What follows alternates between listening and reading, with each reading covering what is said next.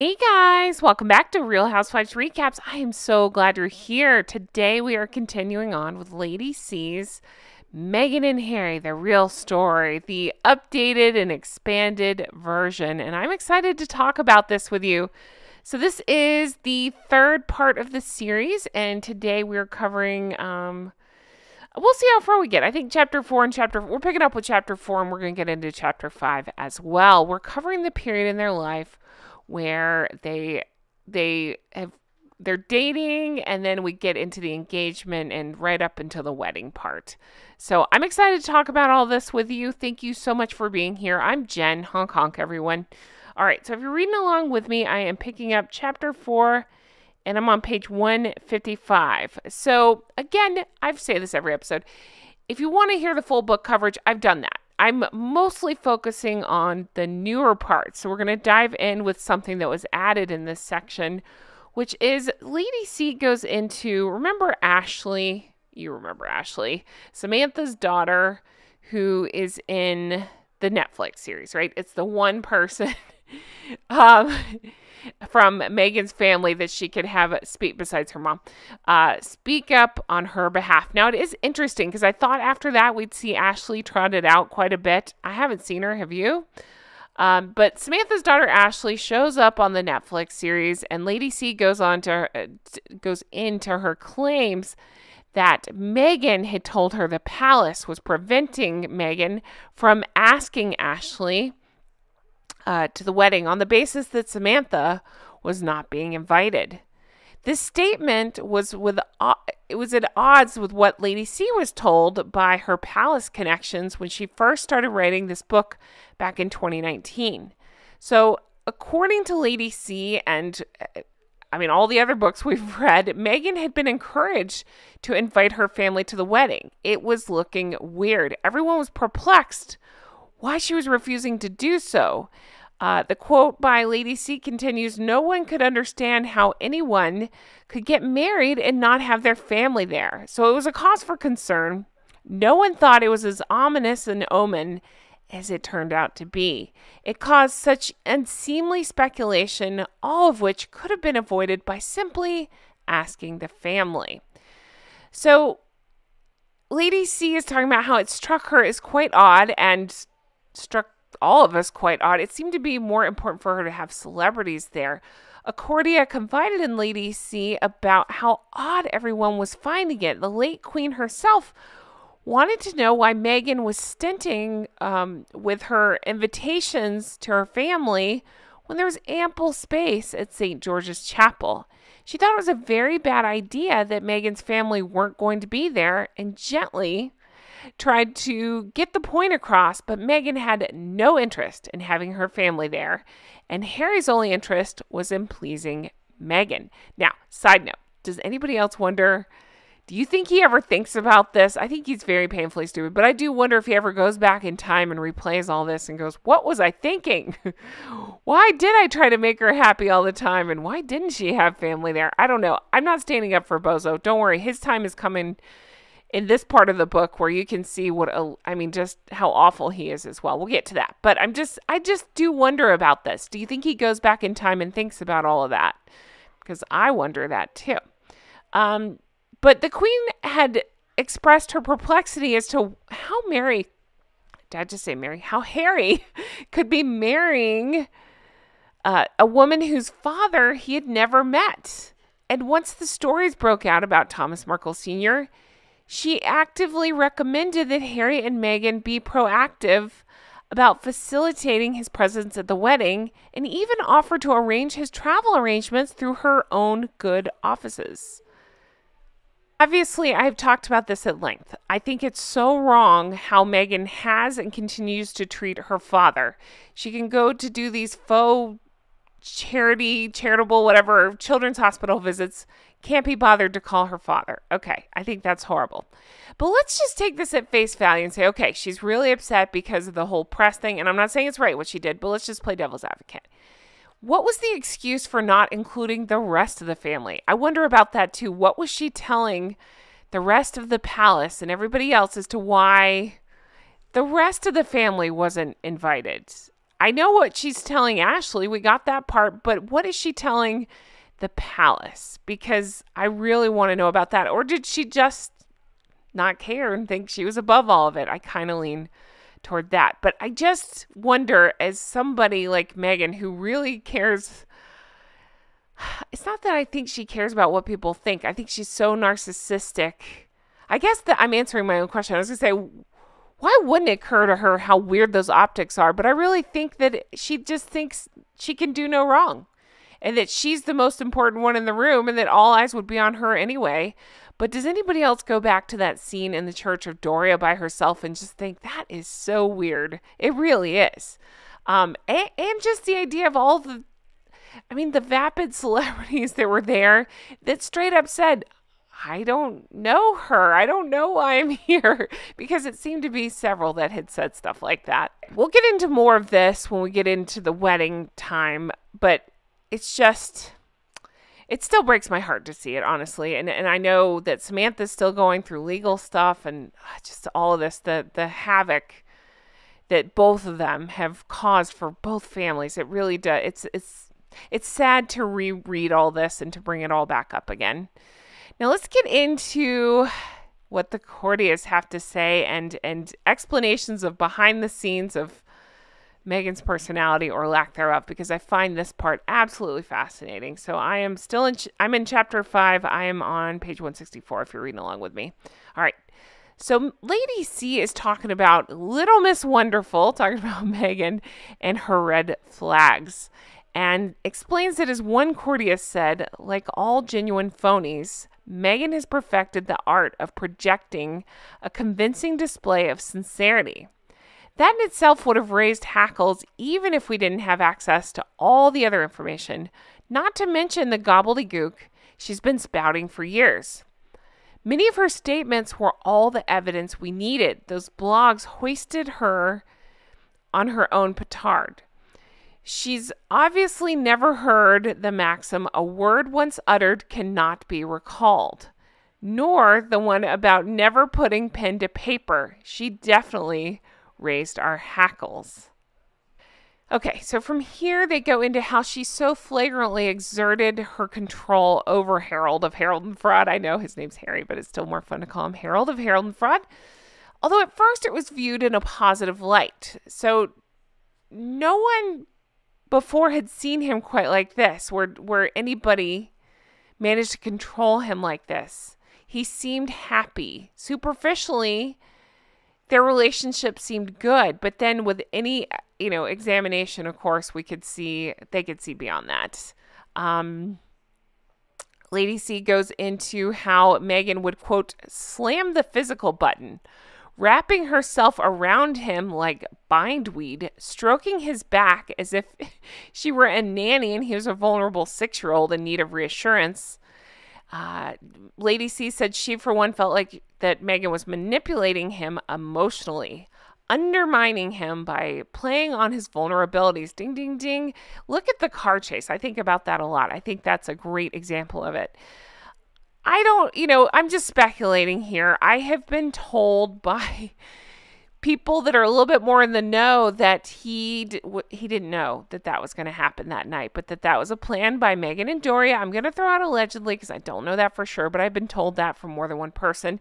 And honestly, I would assume as such that she knows how to manipulate him emotionally by doing things like that and playing on his vulnerabilities, his need for reassurance. Again, I can't stand that guy. I'm not making him a victim in all this. He is just as much guilty as she is. I think about the way he treated Her Majesty the late Queen and all the things he's done, and he sucks too. I just want to put that out there. But she plays on his vulnerabilities. And again, I bring up that near catastrophic car chase because you can see it. She's like smugly smiling and smirking. Doria's falling asleep and he's like freaking out, taking videos. Who knows what the hell is he's probably playing Sudoku. I don't know. That's too complicated for him. He's probably coloring something on iPhone. I have no idea. But she does this under the guise of caring for him when in fact it's more about gaining power over him. The way he used to look at her when she was on the other side of the room was painful to see. He was like a puppy looking adoringly at his master. His eyes would swivel in his head and his gaze would follow her around the room. But she's clever, and she wanted to be constantly reinforcing her control over him by agreeing with him, indicating how clever he was, how wonderful, laying on the adulation with a trowel. So again, I say, interesting. Now let's think about where they're at today, because that doesn't seem to be the case. We don't see the control claw unless they're in the news for being, I don't know, shitty about something, because that seems to be happening more and more lately. And then they go to something like Invictus and they lay it on thick, and then they pretend to do that all over again. I don't know. I just find it funny to think about how far they have continued to fall. And we don't see this quite as much anymore. We heard the stories that they're sleeping in separate places, and nothing of the sort would shock me at this point. So then Lady C goes into how Meghan likes to take this stance of us against the world mentality where men are concerned. So she points to her history. Think about the wedding photographs she published after both of her weddings. So it's Meghan and her husband of the moment. That's a quote from Lady C, and I think that's funny because I also think about a lot of people call her Harry's first wife. All right, so the husband of the moment and Meghan, they turn their backs to the camera, staring unseeingly out at the world. It's a classical us versus the world pose. Just goes in to reinforce, that he needs to protect her a little bit, right? I don't know. I feel like she's just always playing the victim, and it's like us versus the evil in the world. But again, I wonder how things have turned out now. It continues on to talk about how Meghan never forgives. She never forgets a slight, whether it's real or imagined, and then this is straight from Lady C, because people don't love it sometimes when Lady C talks about Diana, but let me just read this part to you so you get the full picture. So she never forgives, she never forgets a slight, real or imagined, which was also classic Diana. Like the mother-in-law she never knew, when she decided to charm, she would charm. When she decided to discard, she would drop someone as if he or she were a pariah. So that's something Lady C talks about. That was something that Diana did to Harry when he was a child, instill this nervousness to always make sure she was happy with his actions, and that she feels like that's exactly what Meghan is up to. I just thought that was interesting, and it's I find that fascinating, and it goes more to the mommy issues. I'll give you some of the juice that she's added on to this chapter. Again, I'm still in chapter 5. I'm on page 174 if you're reading along with me.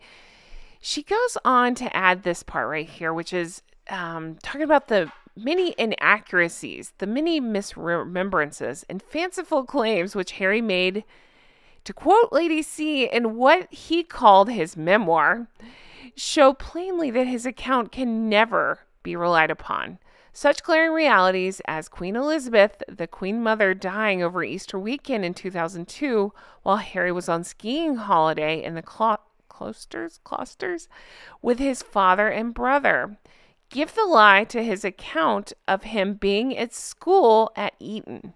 The graphic details in which he embellished his recollections, such as the sun streaming through his window as a courtier imparted the news of his great-grandmother's death, might have only been too vivid to him, but since they did not actually occur, they were more revealing about the danger of accepting his version of any event than they were to corroborate his accounts. I'm glad she's gone back and added stuff like this in. I think it's important to hold him accountable and to remind everyone what a pile of garbage Bear was, because that's what it was. I read it, unfortunately. I recapped it completely, and that's a lot of us found so many inaccuracies from details like that I'm calling into question most of that book. I pick a chapter and you could probably find something wrong with it. So I'm glad that Lady C is also including his general awfulness as well. So then it continues on and it brings back up what they're calling the Markle debacle. And this is something interesting that Lady C added on to this point. Let me just read you this. Chapter 5, I'm on page... Sorry, I'm stalling because it's not popping up. Let's see. 177. Okay. To the embarrassment of the palace and the astonishment of the public, the Markle debacle, as it was soon called, was underway. Now, what she's talking about is the Thomas Sr. and the paparazzi set up by Jeff Rayner, the paparazzi Jeff Rayner, who had worked with Meghan previously and would continue to do so at the time of this writing in 2024.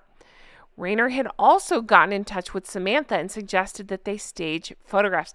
I'm not going to rehash all this because I've been through this in the original book, but I love that she updated this and is pointing us to use our brains and say, interesting that this paparazzo involved, Jeff Rayner, is someone who Lady C is alleging Meghan has previously worked with and has continued to do so up until this time. So it sounds an awful lot like she's alleging that Meghan set this whole thing up to be a victim, to be there on her own, to walk herself down the aisle.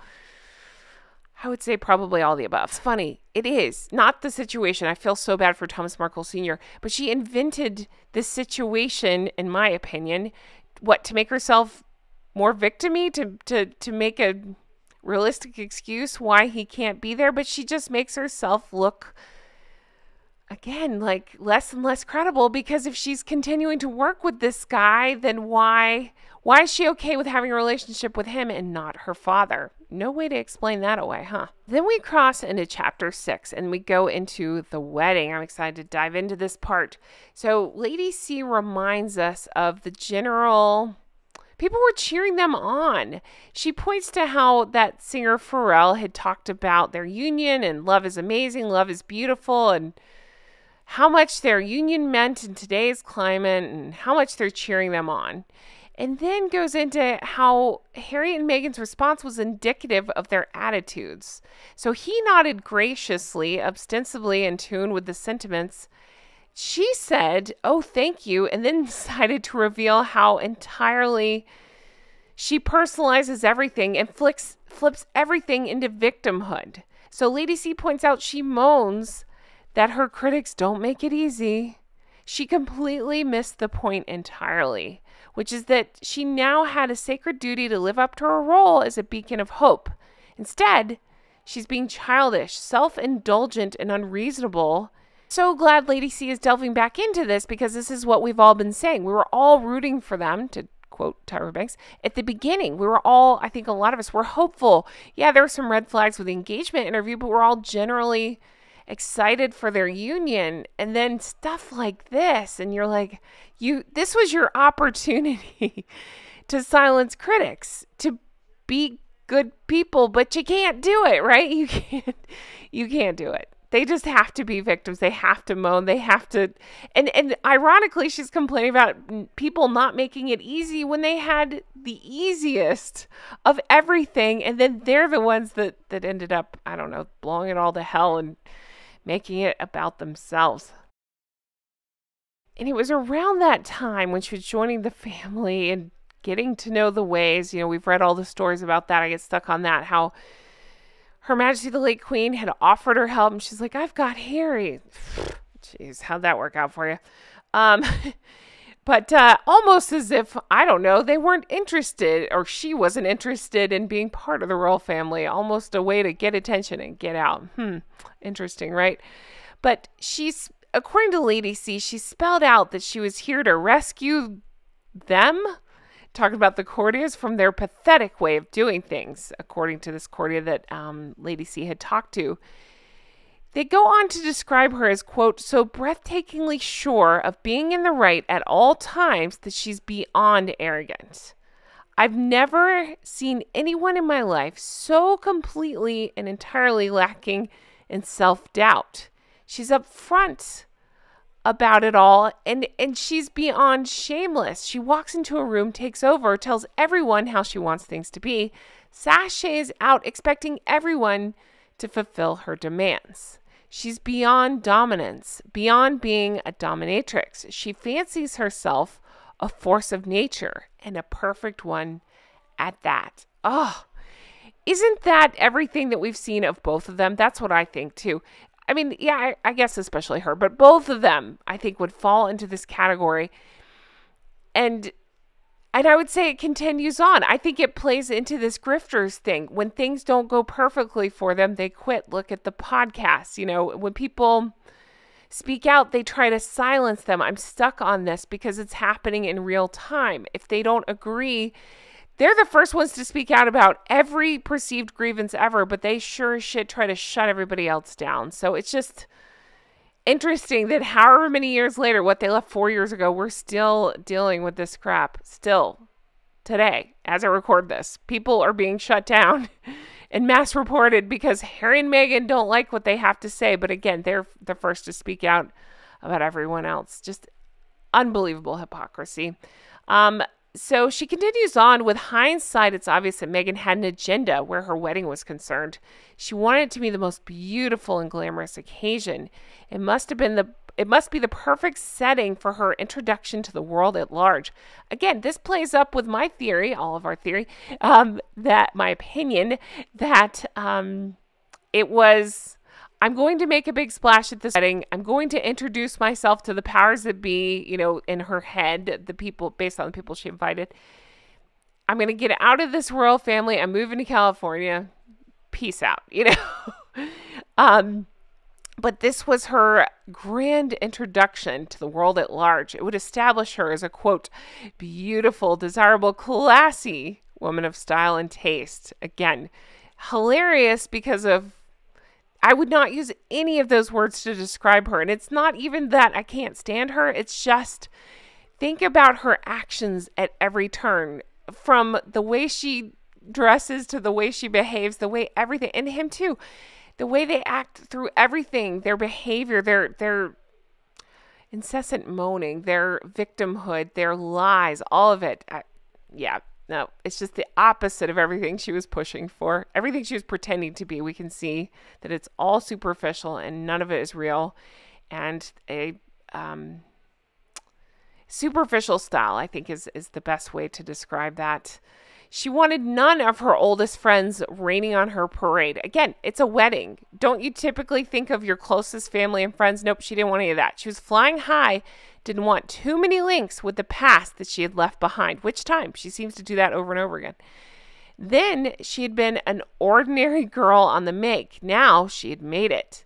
She was now an extraordinary woman, and one moreover who conveyed the message that she was full, complete, and perfect as it was possible to be. My favorite saying applies here. Does it hurt your back to kiss your own ass like that? Because that's where we're at with these two. My God. I'm going to leave this here. We will pick this up next time because we're up at the wedding, and I want to get into the wedding, and I want to get into Lady C's new edition about the kids situation. Let's get into all of that. I'm excited to continue this with you all, and I appreciate you all watching along with me and reading along with me and all your comments and everything else. I appreciate you all. I hope you're enjoying this as much as I am. Leave me your thoughts on all of this. I find myself getting frustrated at those two all over again, especially, again, with this real time and trying to shut down free speech and their squad being out of control online and stuff. And then you read all this and how truly horrible they were and have continued to be. It's just unbelievable. Unbelievable. Anyway, guys, thank you for everything. I appreciate you all. If you want further support, you know how to do it. Check out the merch. Recollections may vary. Make it make sense. All that stuff. Check that out. And check out Patreon. Patreon.com/Real Housewives Recaps. That's where you can become an executive producer and find all of our bonus episodes, deep dives, all the stuff. So check that out. Thank you as always for being here. I hope you have the best day. I'll talk to you again soon. Bye-bye.